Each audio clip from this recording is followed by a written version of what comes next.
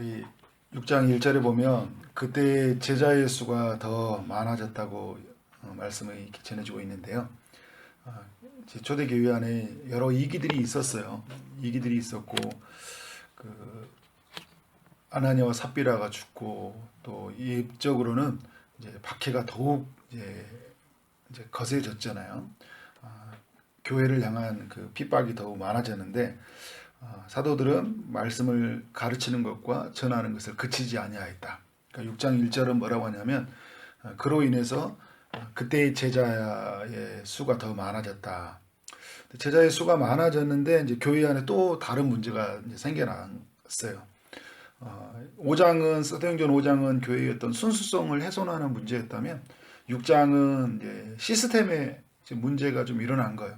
공동체 안에 또 시스템이면서 분열의 문제죠. 교회의 가장 큰 어려움 중에 내적인 어려움 중에 있다면 뭐냐면 교회의 세속화, 세상의 가치관이 이제 교회 안에 들어와 있다는 것, 어떤 교회의 어떤 성공주의 방식들 이런 것들 경쟁화 시킨다는 이런 그 다음에 물질화 시켜버리는 그래서 이제 사람들 안에 분열을 하게 만드는데요. 오늘 또 보면 선한 일로 사람들이 시작을 했는데 이제 불공평하다고 하면서 이제 원망하는 일들이 이제 교회에 생겨난 거죠. 교회 안에 헬라파 유대인들과 히브리파 유대인들이 있어요. 헬라파 유대인들은 이제 그 이방 땅에서 살고 있는 유대인들. 그래서 이제 디아스포라 유대인들이라고 이야기하잖아요. 흩어져 있던 사람들.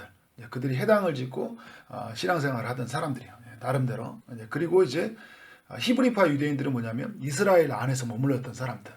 12제자들 같은 사람들이잖아요. 이스라엘을 떠나지 않고 예루살렘 떠나지 아니하 있던 사람들. 그런데 오순절날 성령 강림 후에 베드로와 그 11사도의 같이 함께하는 복음 전도로 말미암아 수많은 사람들이 주께로 돌아왔어요. 그리고 성전 미문에 앉아 있는 사람을 고침을 통해서 또 5,000명의 사람들이 돌아온다 보니까 이제 공동체 안에는 이제 그 부류가 섞여 있는 거잖아요. 교회로 보면 교회를 오래 다녔던 사람들과 처음 다녔던 사람, 갑자기 교회가 부흥하다 보니까 새로운 사람이 예부에 오게 된 거예요. 그렇게 됐을 때 공동체 안에 두 사람 안에서 이제 서로 불공평의 문제가 생겨난 거예요. 헬라파 유대인들이 이제 들고 일어선 거예요.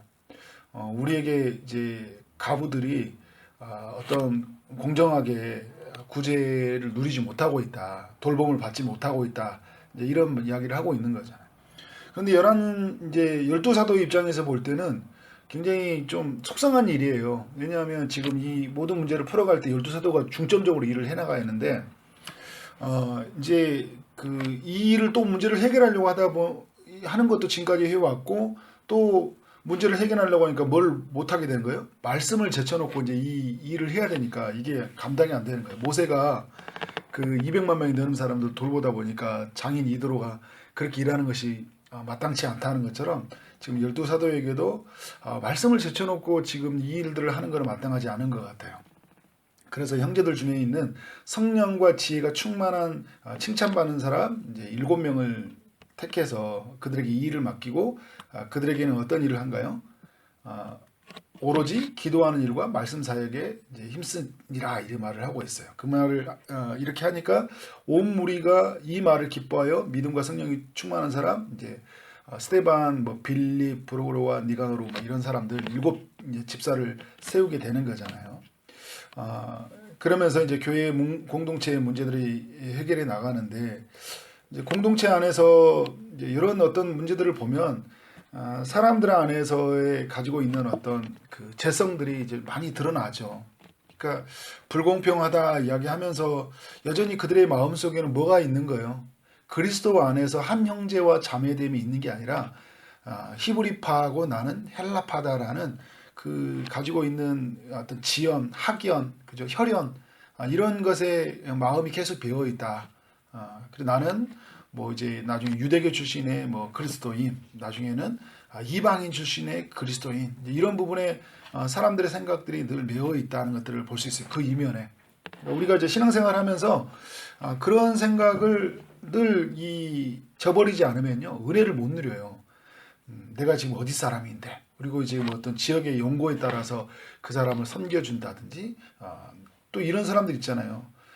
공동체 안에 뭐 보수다, 진보다, 저고 예전에 뭐 어떤 막 집사님들 목사님 진보예요 보수예요. 저한테 제가 그랬어요. 저는 예수파입니다. 그런 이야기로 저한테 시험에 들게 하지 마세요. 그러면서 어떻게 해야 되냐? 진보면 좋아하고 보수면 싫어하고 또 보수면 좋아하고 진보면 싫어하고 이러는 게 아니잖아요. 교회 안에 가지고 있는 당짓는 것들, 내가 가지고 있는 그 세상에 내가 가지고 있는 어떤 가치관에 의해서 교회 공동체를 깨트려 버리려고 하는 요소들이 우리 안에 있다는 거예요. 이제 사도가 이들이 이제 간파를 한 거예요. 그래서 우리는 말씀을 전무하는 일을 하겠다. 그래서 여러분 일어나는 게 뭐냐면 말씀에 집중하게 되면서요. 공동체 안에 이 문제가 풀어나지는 거예요. 왜냐하면 내 안에서 은혜가 없다 보면 어떤 문제가 생겨나는 거예요. 자꾸 말씀이 없으면 자꾸 세상적인 가치관으로 교회를 판단해요.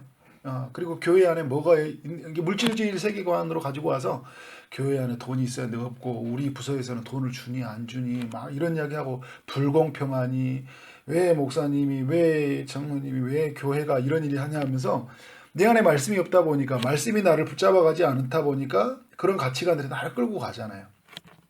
그래서 하나님 말씀이 점점 왕성해져 가니까 어떻게 되는 거예요? 그런 이야기가 사라지는 거잖아요. 사실은 구제의 여러 가지 형편도 그렇지만 사람들 안에서 말씀이 부재한 현상들이 있을 수 있는 거예요. 은혜를 못 받고 이제 교회 봉사에 급급하다 보니까 은혜를 못 누리잖아요. 그래서 주님이 마리아와 마르다 이야기할 때 너는 마리아를 향하면서 그 마리아를 칭찬했던 게 뭐냐면 우리가 많은 일을 하지만 주의 말씀을 듣는 것이 주님의 섬김을 받는 것이 더 중요하다. 그러다 보니까 공동체 안에 어떤 일이 일어났어요? 말씀이 점점 왕성하여 예루살렘에 있는 제자의 수가 더 심히 많아지고 허다한 제사장의 무리도 다 이 도에 복종하니라. 하나님의 놀라운 일들이 저들을 통해서 일어나고 있다는 것을 우리 모두에게 보여주고 있어요.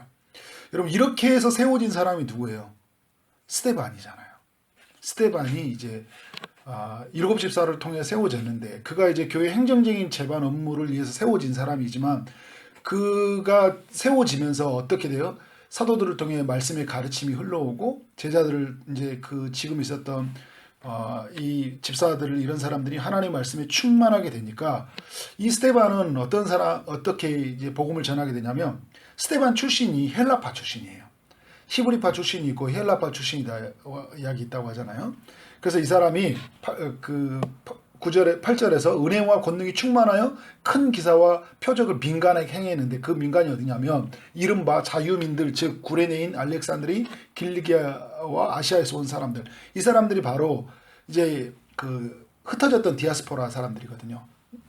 유대인들이요. 헬라파 유대인들이에요. 자칭. 그들에게 복음을 전하는 거예요. 여러분 이게 참 놀라운 거는 내가 예수를 믿게 되면서 참 우연이 아니라는 게요. 내가 나를 하나님이 불러주면서 나를 통해서 나와 함께 있었던 사람들, 그런 사람들 하나님이 구원하는 통로로 삼으시는 거예요. 내가 이제 장사를 했으면 장사하는 사람들에게 하나님의 복음을 전하는 통로가 되고 내가 이렇게 사회복지단체에서 이렇게 일을 하다가 이렇게 하고 있었는데 그런데 내가 만나는 사람이 그런 사람을 만나는 거예요. 내가 이제 의료교회에 종사하고 있었는데 그런 사람이 또 자연스럽게 만나는 계기가 되는 거예요. 그러면서 내가 하나님의 복음의 통로가 되어진다. 사도들을 통해 하나님의 말씀을 배우게 됐고 은혜를 누리게 되었고 그것이 누구에게 흘러가는 거예요? 헬라파 유대인들에게 흘러가게 되는데 그때 그들이 뭐냐면 10절에 스데반의 지혜와 성령의 말함을 그들이 능히 당하지 못했다고 이야기하는 거예요. 그들이 하나님의 말씀을 통해서 흘려오는 그 뜻이 무엇인지 그 하나님의 살아계심이 무엇이고 그 아들을 통해서 구원하심이 무엇인지를 능히 당하지를 못해요. 근데 사람들이 어떻게 반응을 하냐면 이제 두 부류죠. 한 부류는 하나님의 말씀을 받아들이는 부류가 있다면 하나님의 말씀을 받아들이지 못하는 그런 부류들이 있어요. 그런데 여러분 지금 이제 그 전까지 보면 굉장히 복음의 역사가 강력하게 역동적으로 일어나는데 지금 이제 6장의 이 하반절부터 7장, 8장까지 보면 이제 복음이 어떻게 되는 거 굉장히 이제 제지가 많이 일어나요. 그래서 이제 사람들이 어떤 반응을 하게 되냐면 매수에서 이 스데반이 모세와 하나님을 모독하는 말을 하는 것을 우리가 들었노라 하면서 이제 스데반을 왜곡시키는 거죠. 그래서 사람들 앞에 이제 공회에 끌고 와서 이 사람이 모세가 해줬던 말들 그리고 하나님을 모독하는 말을 하고 있습니다. 그리고 그가 이 거룩한 곳 예수님이 이제 말했던 예수님이 이제 성전이 헐어진다 이야기, 새로운 성전이 지어진다고 하니까 이들에게는 성전이 무너진다는 이야기는 굉장히 충격적인 이야기예요. 그래서 예수님을 죽이는 하나의 명분이었거든요. 그래서 그 명분을 가지고 스데반이 그런 이야기를 하고 있다는 거예요. 그리고 율법을 거스리고 있다. 이제 이 사람이 이제 스데반이 이제 내일 살펴볼 이야기인데 그가 이제 이러한 설교를 이제 그들에게 전했던 것 같아요. 전해준 이야기를 들어보면서 이 사람은 정말 하나님을 모독하고 율법을 모독하고 있는 것들을 자기들의 자의적 해석을 가지고 여러 가지 또 덧붙이는 말을 가지고 스데반을 죽일 명분을 찾아야 되잖아요. 그렇게 말씀을 전하고 있어요. 그렇게 이제 그들이 모함을 하고 있는데 그 15절에 보면 스데반이 어떤 모습이었어요? 그의 얼굴을 주목하여 보니 그 얼굴이 어떻게 해요? 천사와 같더라. 그런 사람들의 반응이에요. 전혀 주눅들지 않았다는 거예요. 그의 시선이 어디에 있었다는 거예요? 하나님에게 있었다는 거예요. 그러니까 우리는 사람들 안에 있다 보니까 사람들이 한마디 하면 완전히 얼굴이 그냥 마귀의 모습처럼 완전히 얼굴이 찡그린 상이 되고 다 잃어버린 사람처럼 되는데 그가 하나님 안에 있었고 하나님 말씀이 그 안에서 충만하다 보니까 그래서 사람들의 말을 하는데도 불구하고 천사와 같다는 거예요. 죽음이 임박할 수 있잖아요. 성전을 모독했다. 예수님의 십자가의 사건이 곧 나의 사건이 될 수 있다는 것이 느껴질 수 있어요. 그러나 스데반은 그런 사람들의 말과 사람들의 비난, 그런 조롱, 그런 모함 이런 것에 흔들리지 않고 하나님 앞에서 그의 얼굴이 천사와 같은 모습들을 보여주고 있어요. 저는 오늘 말씀을 마무리하면서 교회 안에 많은 문제들이 일어났지만 결국은 하나님이 선을 이루어 가신다. 사도행전 5장에서도 아나니와 삽비라를 통해서 문제가 일어났지만 하나님이 선을 이루어 가셨고요.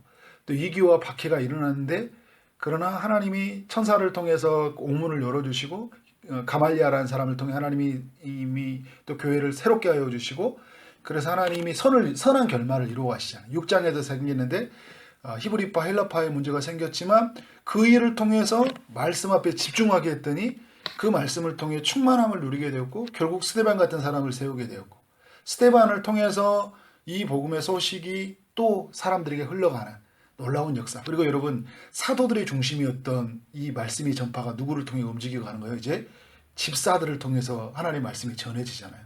교회에 큰 변화가 일어나고 있어요. 그래서 예루살렘에서 유대에서 이제 8장에 사마리아로 흩어져 가고요. 또 온 10장 이후로는 이방 땅까지 흩어져 가게 되는 그런 장소적인 변화가 일어나면서 또 사람들의 변화가 사도에서 이제 집사로 움직여가는 하나님의 말씀이 점점 왕성해졌다고 하는 것은 그냥 지식으로 알고 말씀이 깨달아졌다는 게 아니라 삶에 큰 변화가 일어났다는 거예요.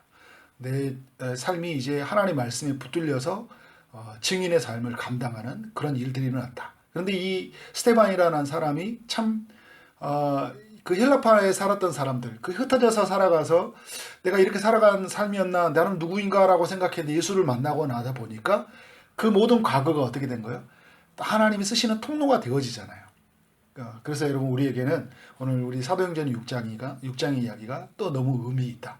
그래서 7장의 이야기로 만들어 가져가는 이 이야기 속에서 하나님 우리에게 교훈하고 있는데 우리 모두가 스데반과 같은 이야기, 말씀이 점점 왕성해져서 제자의 수가 많아졌던 그 예루살렘 교회 같은 이야기가 오늘 우리의 교회 이야기가 되기를 원하고 우리의 각자의 모든 삶이 스데반과 같은 이야기가 되어지기를 주님 이름으로 축원합니다. 아멘.